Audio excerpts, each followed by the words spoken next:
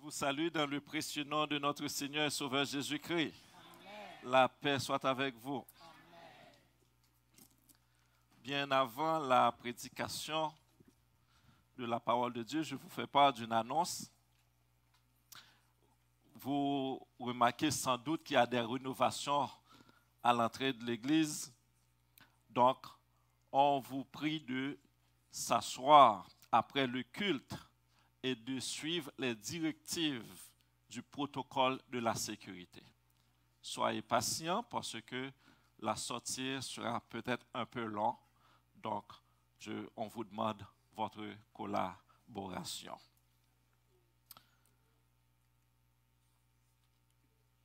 Prions Dieu.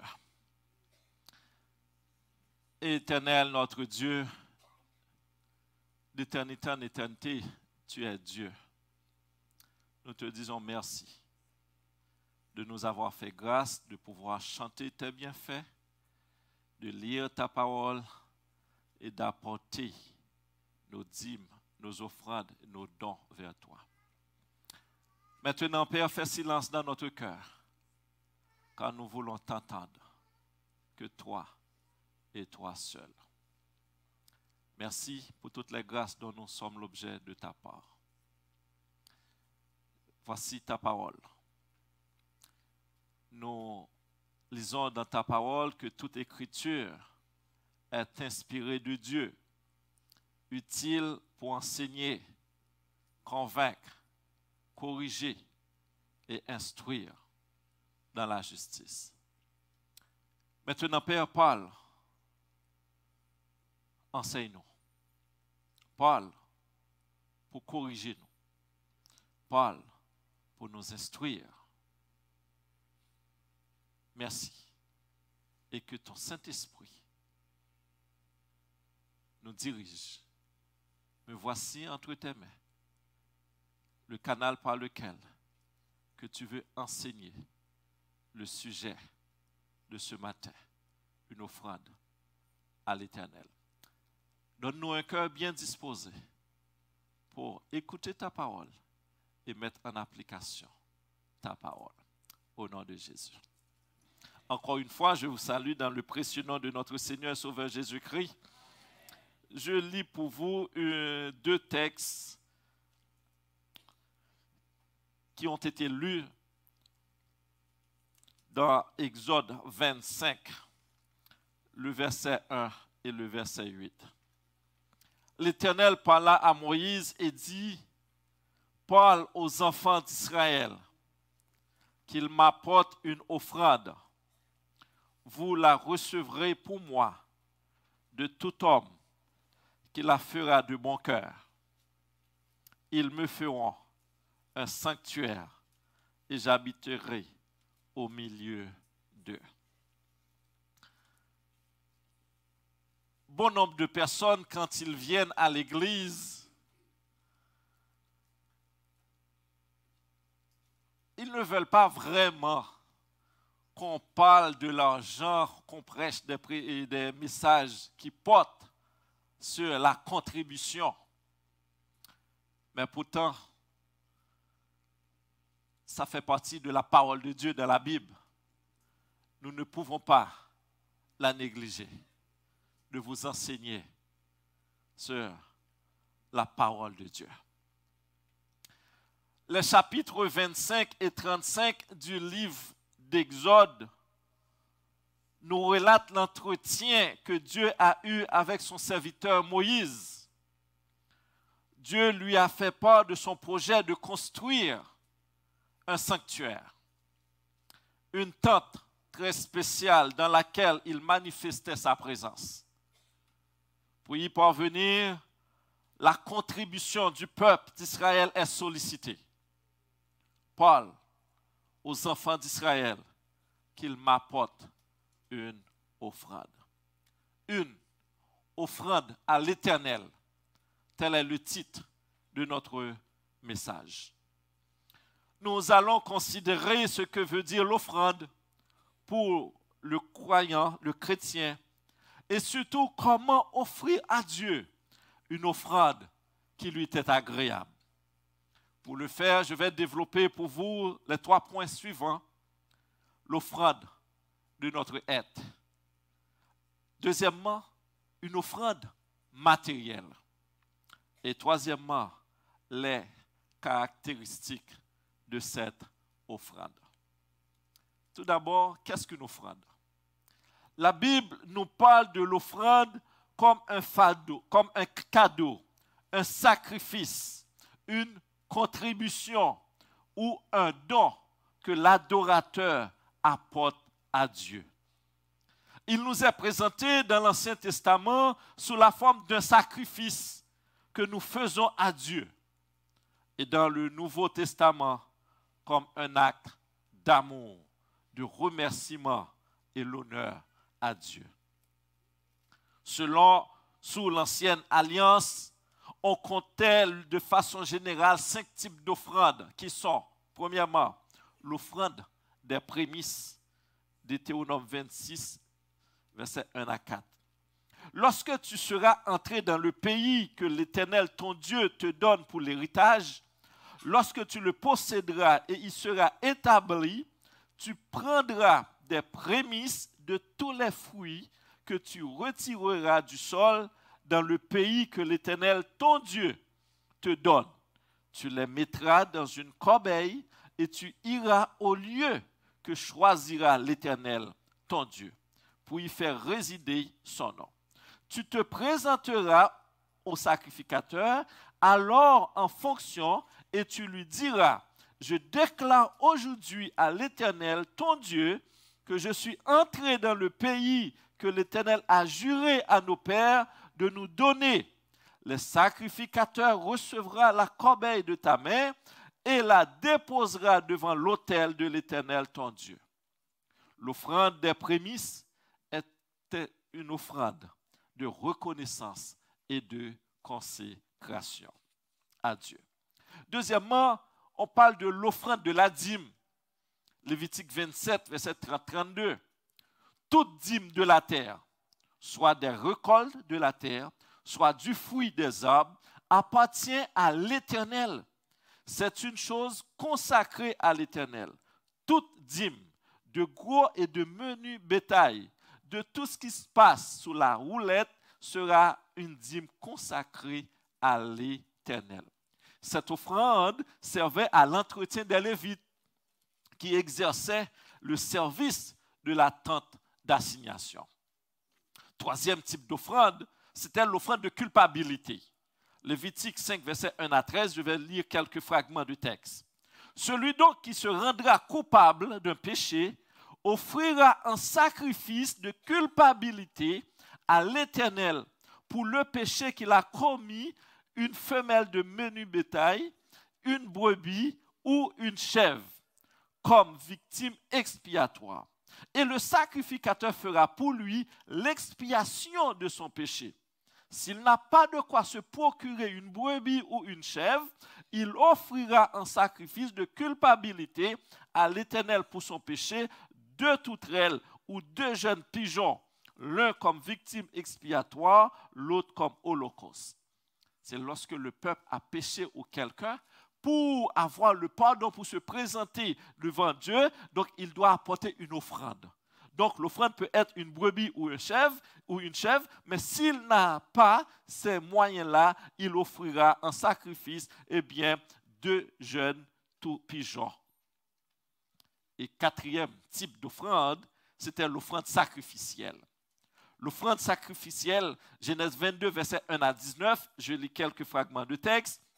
Dieu dit à Abraham, prends ton fils, ton unique, celui que tu aimes, Isaac, va-t'en au pays de Morija, et là offre-le en holocauste, sur l'une des montagnes que je te dirai. Abraham se leva de bon matin, seul à son âne, et prit avec lui des serviteurs et son fils Isaac. Il fendit du bois pour l'holocauste et partit pour aller au lieu que Dieu lui avait dit.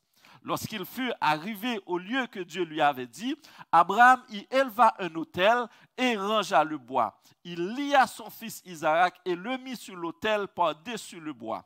Puis Abraham étendit la main et prit le couteau pour égorger son fils. Alors l'ange de l'Éternel l'appela des cieux et dit, Abraham, Abraham. Et il répondit, me voici. L'ange dit, n'avance pas ta main sur l'enfant et ne lui fais rien, car je sais maintenant que tu crains Dieu et que tu ne m'as pas refusé ton fils, ton unique. Abraham leva les yeux et vit derrière lui un bélier retenu dans un buisson par les cornes. Et Abraham alla prendre le bélier et l'offrit en holocauste à la place de son fils. L'offrande sacrificielle est un don de ce qui est plus important pour vous à Dieu. Dieu sait ce qui est plus important pour vous. Serez-vous prêts à le consacrer à Dieu? Et finalement, le 5e type d'offrande, c'est l'offrande pour l'avancement de l'œuvre de Dieu. Exode 25, verset 4 et 35, verset 4. Paul, aux enfants d'Israël, qu'il m'apporte une offrande. Vous la recevrez pour moi de tout homme qui la fera de bon cœur. Prenez sur ce qui vous appartient une offrande pour l'Éternel. Tout homme dont le cœur est bien disposé apportera en offrande à l'Éternel. Et le but de cette offrande, c'est pour l'avancement de l'œuvre de Dieu. Ils me feront un sanctuaire. Exode 25, verset 8. Pour accomplir les projets de Dieu sur terre, Dieu veut notre contribution, notre participation. Prenez sur ce qui vous appartient une offrande pour l'Éternel. Les offrandes dans l'Ancien Testament ne sont plus nécessaires aux chrétiens, car le Seigneur Jésus s'est offert un sacrifice parfait et définitif pour nous réconcilier avec Dieu. Il est notre agneau. Il est notre offrande. Cependant, en voyant les offrandes, prémices, dîmes, culpabilité, sacrifices, l'avancement de l'œuvre de Dieu que les Israélites consacraient à Dieu, ne sommes-nous pas confus du peu que nous offrons à Dieu? Puissions-nous vraiment honorer Dieu avec tous nos biens? Proverbe 3, verset 9. Honore l'Éternel avec tes biens et avec les prémices de tout ton revenu. Mais aucune offrande ne peut satisfaire Dieu s'il n'est pas accompagné d'abord le don de soi. Il s'agit donc de s'offrir soi-même à Dieu en lui donnant ce que nous avons de plus précieux, notre vie. Qu'avez-vous de plus précieux? C'est votre vie. Et ce qui nous conduit à parler premièrement de l'offrande de notre être. La première mention de l'offrande dans la Bible remonte à l'époque de Caïn et Abel, Genèse 4, verset 3. Au bout de quelque temps, Caïn fit à l'Éternel une offrande des fruits de la terre. Et Abel, de son côté, en fit une des premiers-nés de son troupeau et de leur graisse. L'Éternel porta un regard favorable sur Abel et sur son offrande. Retenez bien cette indication. L'Éternel porta un regard favorable sur Abel d'abord et ensuite sur son offrande. Quelle est notre plus importante offrande en tant que chrétien? Une offrande acceptable devrait exprimer le don de soi. La première offrande qui honore Dieu, c'est l'offrande de notre être. Je vous exhorte donc, frères, par les compassions de Dieu, à offrir vos corps comme un sacrifice vivant, saint, agréable à Dieu, ce qui sera de votre part un culte raisonnable. La plus grande offrande que nous puissions faire à Dieu est le don de notre vie. Nous donnons notre vie à Dieu en acceptant de vivre pour lui, de pratiquer ses commandements, en recherchant sa volonté, en donnant à Dieu votre vie, votre corps. Dans Ésaïe 66, le verset 2, écoutez ce que dit la Bible. Voici sur qui je porterai les regards, sur celui qui est humble et à l'esprit abattu, sur celui qui craint ma parole ou qui fait preuve de respect vis-à-vis de ma parole. Lorsqu'on respecte la parole de Dieu, comme Jésus-Christ lui-même a enseigné, si vous m'aimez, gardez mes commandements. Donc, quand on respecte Dieu, quand on veut vivre pour Dieu, eh bien, on met en application là la parole de Dieu. Craignez-vous Dieu et sa parole? Si vous voulez que Dieu jette un regard sur votre offrande, vivez pour lui d'abord. Mettez en pratique la parole de Dieu dans votre vie. Ce que Dieu veut, c'est votre sanctification. C'est votre obéissance à la parole de Dieu. Car votre obéissance vaut mieux que vos offrandes. L'Éternel trouve-t-il du plaisir dans les holocaustes, dans les offrandes et les sacrifices, comme dans l'obéissance à la voix de l'Éternel? Voici, l'obéissance vaut mieux que les sacrifices, que les offrandes que vous pouvez apporter. Et l'observation de sa parole vaut mieux que la graisse des béliers. 1 Samuel 15, le verset 22. Avant de présenter à Dieu vos offrandes, avant de venir à Dieu, de lui donner tout ce que vous avez, Dieu veut d'abord votre consécration à lui-même. L'auteur du cantique 22 Mélodies dit, toute ta vie est-elle sur l'autel divin. Si votre vie n'est pas encore sur l'autel complètement, totalement, c'est le moment pour dire, Seigneur, me voici, prends-moi, je suis à toi. C'est le moment même avant d'apporter votre offrande, apportez vous-même à Dieu. Et c'est ce que Dieu veut, c'est ce que Dieu attend de vous. Dieu jette un regard favorable sur Abel et ensuite sur son offrande.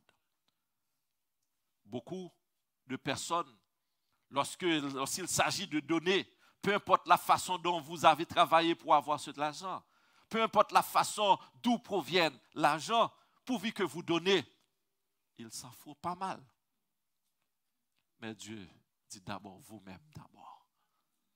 Oui, même si on a besoin, mais Dieu veut d'abord votre vie. Oui, Dieu veut votre contribution, mais d'abord votre vie. Oui, Dieu veut votre participation, mais d'abord votre vie. Et vous allez voir plus loin pourquoi Dieu a besoin d'abord votre vie. Le second exemple du don de soi, nous la retrouvons dans 2 Corinthiens 8, versets 1 à 5. Nous vous faisons connaître, frères, la grâce de Dieu qui s'est manifestée dans les églises de la Macédoine.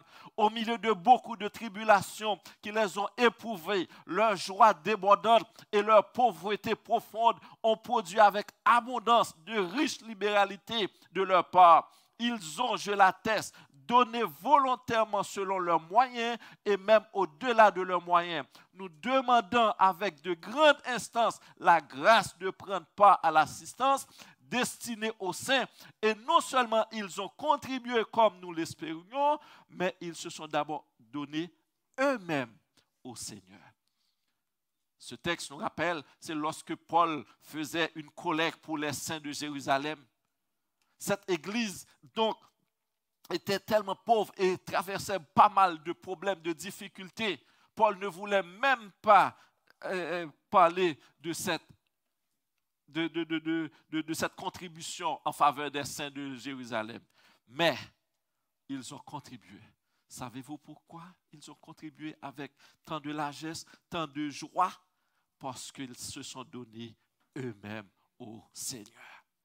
Oui, oui. Mes frères, donc, ils contribuent comme nous l'espérions. Donc, ils se sont d'abord donnés eux-mêmes au Seigneur, puis à nous par la volonté de Dieu. Les chrétiens macédoniens, au-delà de leur argent, se sont aussi donnés eux-mêmes au Seigneur, nous laissant un exemple à suivre. Plus que notre offrande, c'est notre vie que Dieu désire. C'est nous que Dieu désire. Ils étaient d'abord donnés eux-mêmes au Seigneur. Et lorsque vous vous donnez vous-même à Dieu, il est beaucoup plus facile pour donner votre portefeuille à Dieu. Beaucoup de chrétiens donnent des offrandes d'argent et du service à Dieu.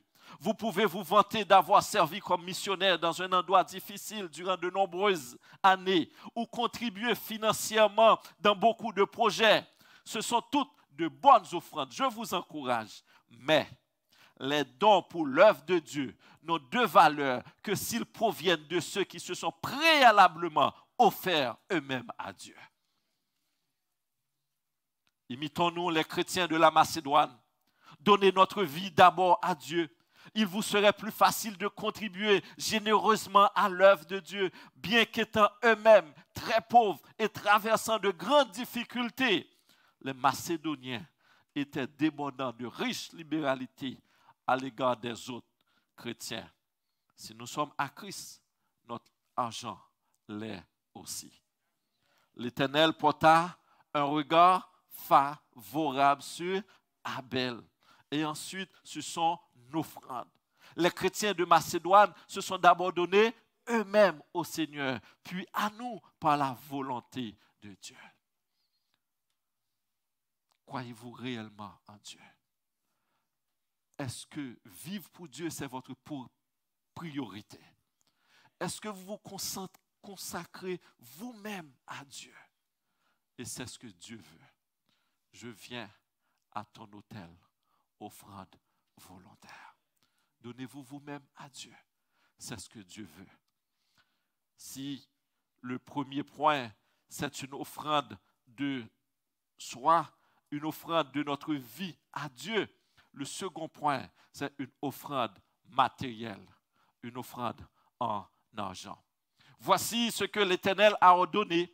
Prenez sur ce qui vous appartient, une offrande pour l'Éternel. Tout homme dont le cœur est bien disposé apportera en offrande à l'Éternel de l'or, de l'argent et de l'airain. Exode 35, versets 4 et 5. Lors de la réparation des murailles de Jérusalem, sous la direction du prophète de Néhémie, la parole de Dieu nous enseigne. Ils dirent, levons-nous et bâtissons. Et ils se fortifièrent dans cette bonne résolution. Néhémie 2, verset 18.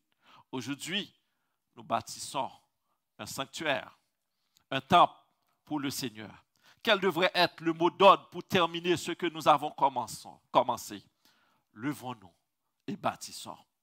À l'instar de Néhémie et de ses contemporains, levons-nous, bâtissons et finissons la construction du temple. Pour terminer la construction, il nous faut de l'argent, notre contribution financière. Prenez sur ce qui vous appartient une offrande pour l'Éternel. Le but de cette offrande est « Ils me feront un sanctuaire ». Exode 25, verset 8. L'argent est un sujet difficile à aborder, souvent tabou. Il est reconnu que donner n'est pas le sujet le plus populaire. Cependant, il s'agit là d'un domaine essentiel. La Bible en parle régulièrement. L'enseignement biblique à ce sujet constitue une partie importante de la révélation de Dieu et l'on doit considérer comme tel. Prenez sur ce qui vous appartient une offrande pour l'Éternel. Le peuple apportait biens matériels et talents. Les biens matériels, or, argent, airain, étoffe, parfum, pierres précieuses, etc., ont servi à la construction. Les talents, ce sont les compétences qui ont été mis à disposition pour la réalisation de l'œuvre de Dieu. Aujourd'hui, le principe reste le même. Pour construire, il nous faut l'argent et les compétences. Dieu ordonne que le financement et la réalisation de son projet soient assumés par le peuple d'Israël lui-même. Le peuple devait prendre sur ce qui lui appartient, de l'or, de l'argent et toutes sortes de matériaux pour construire le temple. Aujourd'hui, la parole de Dieu est adressée à vous et à moi, de prendre sur ce qui nous appartient une offrande pour l'Éternel. Pour nous, c'est un privilège, une grâce de pouvoir contribuer financièrement à l'œuvre de Dieu. Notre offrande est premièrement un acte de reconnaissance. Dans la Bible, l'offrande est un acte de gratitude, de reconnaissance à Dieu. Un des objectifs les plus importants des offrandes est d'exprimer notre reconnaissance envers Dieu. Notre offrande vient en réponse à son don merveilleux pour nous, Jésus. En effet, le Seigneur n'a pas besoin de nos offrandes. Nous ne pouvons l'enrichir par nos dons. Le psalmiste dit, tout vient de toi et nous recevons de ta main ce que nous t'offrons. 1 Chronique 29, verset 14. Dans AG 2, verset 8, nous lisons, l'or, argent sont à moi, dit l'Éternel. Et dans le psaume 50, verset 12, le monde est à moi et tout ce qu'il renferme. Si Dieu veut construire son temple, il est capable de le faire tout seul. Mais s'il nous invite à collaborer, s'il nous invite à participer, c'est une grâce, c'est un privilège que nous ne devons pas mépriser. Oui, en apportant une offrande à l'Éternel notre Dieu, Dieu nous donne l'occasion de lui montrer que nous apprécions ses bontés par les sacrifices personnels, que nous consentons afin de les étendre à d'autres. Nos offrandes sont une reconnaissance et une expression de notre gratitude envers Dieu pour ses dons abondants de vie, de rédemption, de subsistance et de bénédiction constante de toutes sortes. Deuxièmement, notre offrande est un acte d'adoration. L'offrande est un acte d'adoration. 3 fois par an, les hommes et les familles d'Israël devaient tous comparaître devant le Seigneur à Jérusalem. Et on ne paraîtra point devant l'Éternel les mains vides. Deutéronome 16, verset 16. En d'autres termes, une partie de l'expérience d'adoration était le retour de la dîme et le don d'offrande. Pour Israël, le don de leur dîme et offrande était un élément central de leur expérience d'adoration. L'adoration, le véritable culte, ne consiste pas seulement à exprimer en paroles, en chansons et en prières de gratitude envers Dieu, mais aussi à exprimer cette gratitude et cette reconnaissance envers Dieu en apportant nos offrandes à la maison du Seigneur.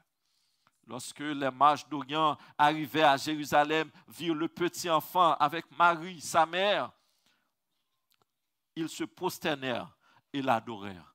Ils ouvrirent ensuite leur trésor et lui offrirent en présent de l'or, de l'encens et de la myrrhe. On ne vient pas en présence de Dieu avec les mains vides. Oui, notre offrande est un acte de reconnaissance et c'est aussi un acte d'adoration. Troisièmement, notre offrande est un acte d'amour. 1 Jean 3, verset 17-18. Si quelqu'un possède les biens du monde et que voyant son frère dans le besoin, il lui ferme ses entrailles, comment l'amour de Dieu demeure-t-il en lui? Petits enfants, n'aimons pas en parole et avec la langue, mais en action et avec vérité. L'église de Macédoine n'était pas une église qui aimait en parole. Elle mettait son amour en action. 2 Corinthiens 8, versets 1 à 5. Encore, nous vous faisons connaître, frères, la grâce de Dieu qui s'est manifestée dans les églises de la Macédoine. Écoutez bien ce que dit la Bible. Au milieu de beaucoup de tribulations qui les ont éprouvées, leur joie débordante et leur pauvreté profonde. Donc l'église a gagné 2 gros problèmes. Tribulation, épreuve. Et ils étaient pauvres, dit la Bible.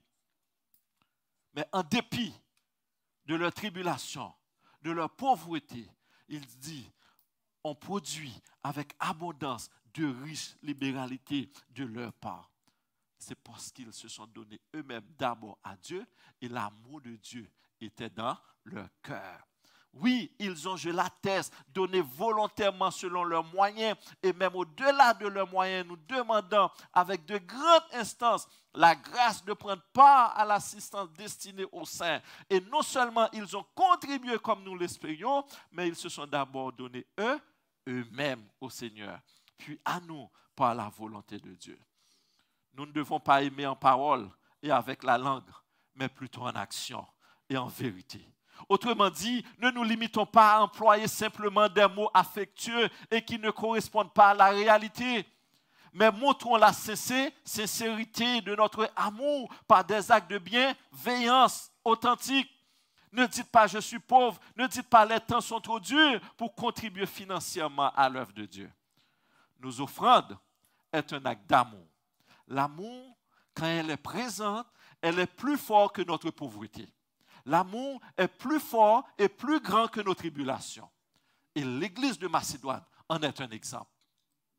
Malgré leur pauvreté, malgré les tribulations, ils ont contribué parce qu'ils aimaient. Ils voulaient aider. Elles voulaient aider.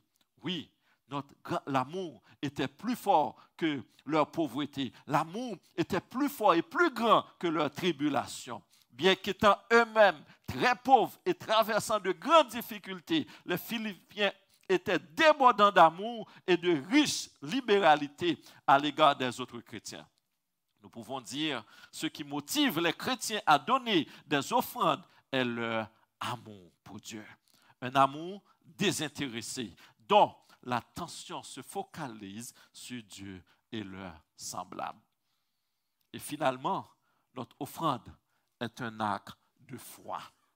Notre offrande est un acte de foi. Dieu a demandé aux Israélites de lui faire confiance et d'apporter leur dîme et offrande. Malachie 3, le verset 8-10. Apportez à la maison du trésor toutes les dîmes, afin qu'il y ait de la nourriture dans ma maison. Mettez-moi de la sorte à l'épreuve, dit l'Éternel des armées, et vous verrez si je n'ouvre pas pour vous les écluses des cieux, si je ne répands pas sur vous la bénédiction en abondance. L'apôtre Paul assura les chrétiens de Philippe en leur disant, mon Dieu pourvoira à tous vos besoins selon sa richesse avec gloire en Jésus-Christ. Philippiens 4, le verset 19. La foi en Dieu nous aide à surmonter notre égoïsme. La foi en Dieu nous aide à surmonter notre avarice. Tel qui donne libéralement devient plus riche. Et tel qui épargne à l'excès ne fait que s'appauvrir. Proverbe 11, verset 24. Ne sois pas dans la crainte parce qu'un homme s'enrichit, parce que les trésors de sa maison se multiplient, car il n'emporte rien en mourant. Ces trésors ne descendent point avec lui. Psaume 49, versets 17 et 18. La femme de Sarepta préparait son dernier repas pour elle et ses enfants, après quoi ils mourront à cause de la famine. Arrivé à l'entrée de la ville, voici le prophète Élie l'appela et dit, « Va me chercher, je te prie, un peu d'eau dans un vase, afin que je boive. » Et elle alla en chercher. Il l'appela de nouveau et dit, « Apporte-moi, je te prie, un morceau de pain dans ta main. » Et elle répondit, « L'Éternel, ton Dieu, est vivant. Je n'ai rien de cuit. Je n'ai qu'une poignée de farine dans un pot et un peu d'huile dans une cruche. Et voici, je ramasse 2 morceaux de bois, puis je rentrerai et je préparerai cela pour moi et pour mon fils. Nous mangerons, après quoi nous mourrons. » Élie lui dit, « Ne crains point. Rentre, fais comme tu as dit. » Écoutez bien. Seulement, prépare-moi d'abord. Seulement, prépare-moi. Ça fait toute la différence dans le texte. Seulement prépare-moi d'abord. A toute son importance, en servant le prophète de Dieu d'abord, cela veut dire que la femme met Dieu en priorité. En servant le prophète, il sert Dieu d'abord. Et le travail de Dieu est-il une priorité pour vous? Cherchez, premièrement, le royaume et la justice de Dieu, et toutes ces choses vous seront données par-dessus. Oui, ne vous inquiétez donc pas du lendemain, car le lendemain aura soin de lui-même. À chaque jour suffit, Matthieu 6, verset 33, 34. Puis qu'elle accepte de servir le prophète, puisqu'elle accepte de servir le prophète de Dieu d'abord, car ainsi parle l'Éternel, le Dieu d'Israël. La farine qui est dans le pot ne manquera point, et l'huile qui est dans la cruche ne diminuera point, jusqu'au jour où l'Éternel fera tomber de la pluie sur la face du sol. Elle alla et elle fit selon la parole d'Élie, et pendant longtemps, elle eut de quoi manger, elle et sa famille. Aussi bien qu'Élie, la farine qui était dans le pot ne manqua point, et l'huile qui était dans la cruche ne diminua point, selon la parole que l'Éternel avait prononcée par Élie, 1 Roi 17. L'offrande de la femme Sarepta était un acte de foi. Il n'avait pas beaucoup de choses, mais le prophète a dit, seulement prépare-moi d'abord. C'est la foi. Peut-être pour ceux qui ne connaissent pas Dieu, dites, mais elle n'est pas intelligente, pour ne pas dire imbécile. Ce que tu as seulement pour toi, tu acceptes de le donner à quelqu'un d'autre. Et toi, qu'est-ce que tu vas manger? Comment tu vas faire pour survivre? Mais en servant Dieu, qui peut tout, et que rien n'est impossible à Dieu, la Bible nous dit, la farine qui est dans le pot ne manquera point. Peut-être vous dites, mais comment je vais contribuer pour finir la construction. Peut-être que ce que j'ai, c'est ma retraite. Il n'y a aucun problème. On doit préparer notre retraite. On doit être vigilant, on doit être intelligent. Mais souvenez-vous, c'est Dieu qui donne la vie. Bon nombre, déjà, ont beau préparer leur retraite pour jouir une beau retraite. Et puis, un beau retraite. Ou une belle retraite, merci. Et après, quelques jours, malade ou mourir. On n'aura pas le temps d'en jouir ce que nous avons préparé. Est-ce que cela veut dire que nous ne devons pas préparer notre retraite? Non, nous devons le préparer parce que Dieu nous a donné l'intelligence. Dieu nous donne l'intelligence, la sagesse pour le faire. Mais nous devons le faire avec la sagesse de Dieu.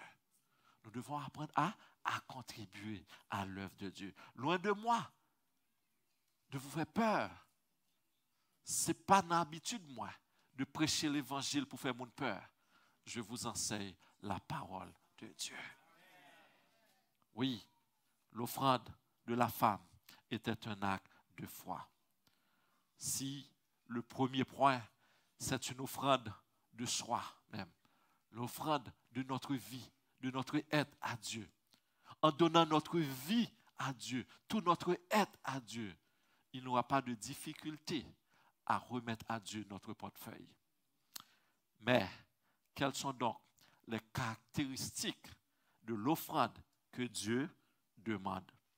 L'offrande que Dieu demande au peuple d'Israël est caractérisée par 3 principes. Le premier principe est une exclusivité. Cette demande est adressée exclusivement aux enfants d'Israël. L'offrande que Dieu demande d'abord est adressée à qui? Aux enfants d'Israël. L'offrande que Dieu demande était exclusivement réservée aux enfants de Dieu.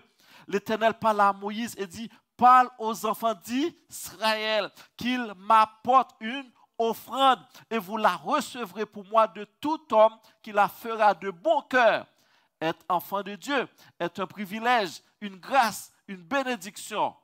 Sachant que toute bénédiction est accompagnée d'une ou des responsabilités, ainsi l'une des responsabilités de tout enfant de Dieu est de contribuer à tous égards pour l'avancement de l'œuvre de Dieu. Esdras 4. J'aimerais que vous ouvriez votre Bible avec moi dans Esdras 4. Vous le trouvez, Esdras, probablement après les livres de Chroniques. Et je lis pour vous Esdras 4, versets 1 à 4. Écoutez bien ce que dit la Bible. Les ennemis de Juda, soulignez bien, les ennemis de Juda et de Benjamin, apprirent que les fils de la captivité bâtissaient un temple à l'Éternel, le Dieu d'Israël. Ils vinrent auprès de Zorobabel et des chefs de famille et leur dirent, nous bâtirons avec vous, car comme vous, nous invoquons votre Dieu et nous lui offrons des sacrifices depuis le temps d'Esar-Adon, ou d'Assyrie, qui nous a fait monter ici. Esdras 4, versets 1 à 4. Mais Zorobabel, Josué et les autres chefs des familles d'Israël leur répondirent, ce n'est pas à vous et à nous de bâtir la maison de notre Dieu. Nous la bâtirons nous seuls à l'Éternel, le Dieu d'Israël.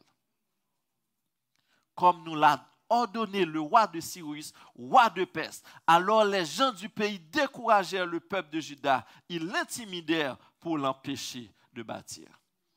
Vous voyez le contraste?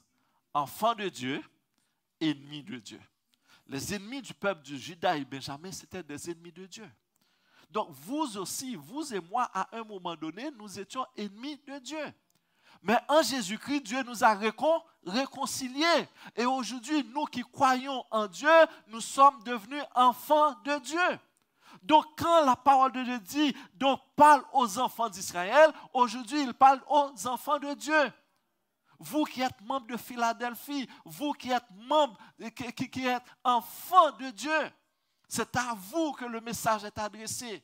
Regardez bien, il dit les ennemis de Juda. Et regardez la réponse de Zorobabel et Josué et les autres chefs de famille. Ils répondirent, ce n'est pas à vous et à nous de bâtir la maison de notre Dieu, nous la bâtirons nous seuls. Seuls les enfants. Cela veut dire que si quelqu'un ne croit pas en Dieu, donc on n'a pas besoin de solliciter cette personne. Certaines fois, on prend des enveloppes et puis on va dans notre travail, on dit oui, on a une construction à faire, est-ce que vous voulez contribuer? Mais la personne ne connaît pas votre Dieu. Mais si vous croyez en Christ et que vous qui nous écoutez et que vous voulez contribuer, vous croyez en Christ et que vous avez déjà donné votre vie comme offrande à Dieu, oui, vous pouvez joindre à nous pour finaliser le temps. Parce que nous sommes une église, nous sommes enfants de Dieu. Mais ceux qui n'acceptent pas le Seigneur Jésus-Christ, Zorobabel, Josué disent, non, nous bâtirons tout seuls. Les ennemis de Juda et de Benjamin n'étaient pas les enfants de Dieu. Nous étions ennemis de Dieu, mais il nous a réconciliés avec lui par la mort de son fils Jésus. Ainsi, tous ceux qui n'acceptent pas le Seigneur Jésus pour son sauveur et Seigneur ne peuvent contribuer à l'œuvre de Dieu. Parce que ça fait mon Dieu, doit faire avec mon pas mon Dieu. Exode 35, verset 29. En conclusion de Exode 35 que nous avons lu, il dit tous les enfants d'Israël, hommes et femmes, dont le cœur était disposés à contribuer pour l'œuvre que l'Éternel avait ordonnée par Moïse, apportèrent des offrandes volontaires à l'Éternel. Vous qui êtes enfants de Dieu, ne manquez pas cette opportunité de contribuer financièrement à la construction du temple. C'est une grâce, un privilège de pouvoir y prendre part. Ne manquez pas cette opportunité. Le second principe qui caractérise l'offrande de Dieu est un cœur bien disposé. Dieu dit à Moïse d'ordonner aux Israélites d'apporter une offrande en précisant qu'il ne désire recevoir que les offrandes de ceux qui les apportent de bon cœur. Exode 25, verset 2, 35, verset 5, 20 et 29. Il dit dont le cœur est bien disposé. La condition principale est incontournable pour participer à ce projet de construction du tabernacle était d'avoir un cœur bien disposé. La mention de cette condition se trouve 5 fois dans le chapitre Exode 25. Dieu met un accent tout spécial sur le fait que ceux qui contribuent et travaillent pour lui le fassent avec une attitude de cœur volontaire et motivée. Il semble bien que cette condition soit plus importante que la quantité d'or et d'argent que l'on peut lui apporter. Dieu veut travailler avec des personnes qui ont un cœur pur et de mettre en priorité les affaires de Dieu, qui cherchent en premier le royaume et la justice de Dieu.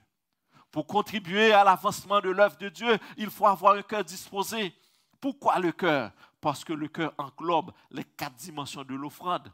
Du cœur vient l'adoration, du cœur vient de la foi, du cœur vient de la reconnaissance, du cœur vient de l'amour. Donner est un acte de reconnaissance, un acte d'amour, un acte de foi, un acte d'adoration. L'état de notre cœur est très important pour Dieu. Un cœur ingrat, égoïste et avare ne peut contribuer à l'œuvre de Dieu. Il faut se repentir. Il y a quelque chose de très fort qui va au-delà de la quantité ou de la valeur de ce que nous apportons à l'Éternel. Une chose que le Seigneur Jésus recherche d'une façon particulière chez ses enfants, c'est le cœur. Votre cœur est-il à l'Éternel? Oui, c'est le cœur. Dieu connaît notre cœur et sait que lorsque nous lui donnons le meilleur de nous-mêmes, Dieu est satisfait de l'offrande qui est donnée avec un cœur rempli d'amour. 1 Chroniques 29, verset 17. Le serviteur David disait, « Je sais, ô mon Dieu, que tu sondes le cœur et que tu aimes la droiture. Aussi, je te fais toutes ces offrandes volontaires dans la droiture de mon cœur. » Avant de prendre votre offrande, Dieu regarde votre cœur. Oui, offrande doit être faite avec des motivations pures et une attitude de louange à Dieu et de service du corps de Christ. Une offrande acceptable est une offrande qui vient du cœur en paix avec Dieu et les autres. Écoutez ce que dit la parole de Dieu, Matthieu 5, 23, 24. Si donc tu présentes ton offrande à l'autel et que là, tu te souviennes que ton frère a quelque chose contre toi, laisse là ton offrande devant l'autel et va d'abord te réconcilier avec ton frère, puis viens présenter ton offrande. Cela veut dire qu'en tant qu'enfants de Dieu, nous ne sommes pas capables de vivre dans l'hypocrisie. Si nous voulons construire ensemble, nous avons besoin d'apprendre à l'autre. Respect mutuel. Donc, nous devons vivre et celle-ci. Si donc tu te présentes ton offrande, alors Dieu regarde le cœur. Est-ce que vous appartenez à Dieu? Et finalement, le troisième principe qui caractérise l'offrande que Dieu demande est une offrande volontaire. Le troisième principe est celui du volontariat. Israël est un peuple qui a vécu dans l'esclavage. Il n'a jamais rien fait volontairement.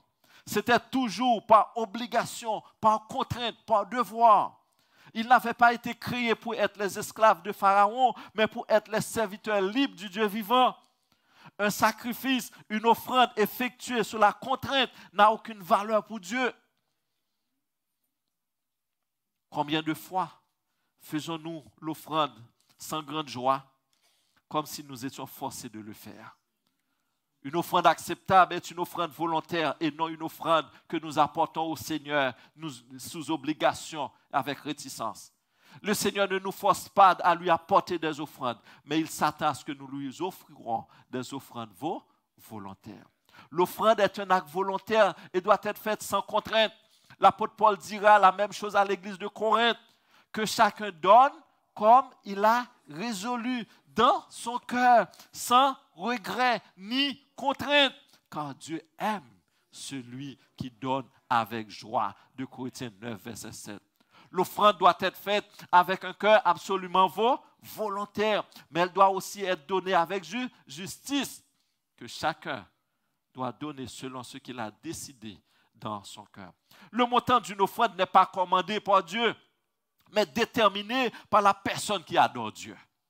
Chacun donnera ce qu'il pourra. Deutéronome 16, 17. Chacun donnera ce qu'il pourra, selon les bénédictions que l'Éternel, ton Dieu, lui aura accordées. Bénédiction, pas bénédiction, pas. Bénédiction, pas bénédiction, l'autre là. Et ça fait que la parole de Dieu dit, chacun donnera ce qu'il pourra selon les bénédictions que l'Éternel, ton Dieu, lui aura accordées. Oui, Deutéronome 16. Cela exige que chaque personne examine ses bénédictions reçues de Dieu et décide elle-même du montant de l'offrande qu'elle doit faire pour l'en remercier.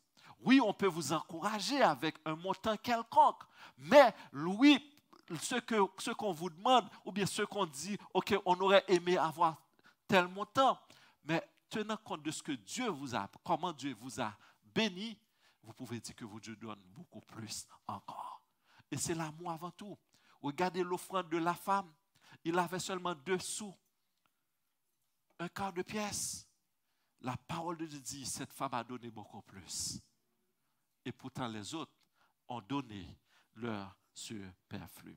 Dans 1 Chronique 29, verset 1-14, pour la construction du temple, David disait, j'ai mis toutes mes forces à préparer pour la maison de mon Dieu, de l'or pour ce qui doit être d'or, de l'argent pour ce qui doit être d'argent, de l'airain pour ce qui doit être d'airain, du fer pour ce qui doit être de fer, et du bois pour ce qui doit être de bois, des pierres d'onyx et des pierres à enchâsser, des pierres brillantes et de diverses couleurs, toutes sortes de pierres précieuses et du marbre blanc en quantité. Écoutez, de plus, dans mon attachement pour la maison de mon Dieu, pour tout ce que Dieu a fait pour moi. Souvenez-vous, il était le berger, l'enfant négligé de ses parents, le méprisé.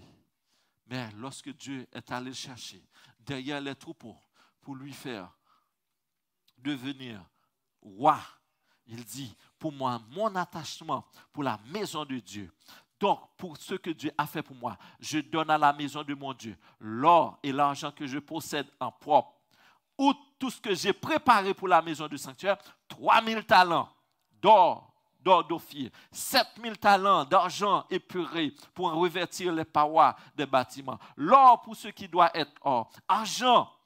Et après, il disait, qui veut encore présenter volontaire aujourd'hui ses offrandes à l'Éternel? David, en tant que roi, chef du peuple, il a contribué volontairement, généreusement, et il invite le peuple en disant, qui d'autre veut contribuer pour la construction? Qui veut encore présenter volontairement aujourd'hui ses offrandes à l'Éternel? Il ne voulait pas le faire seul. Il disait, qui veut encore présenter volontairement aujourd'hui des offrandes à l'Éternel? La parole de Dieu nous enseigne que les chefs des maisons paternelles, les chefs des tribus et les intendants du roi firent volontairement des offrandes. Quel bel exemple de reconnaissance et d'amour que nous avons devant nous. Comptez les bienfaits de Dieu dans votre vie, dans votre famille, et vous verrez combien le nombre en est grand.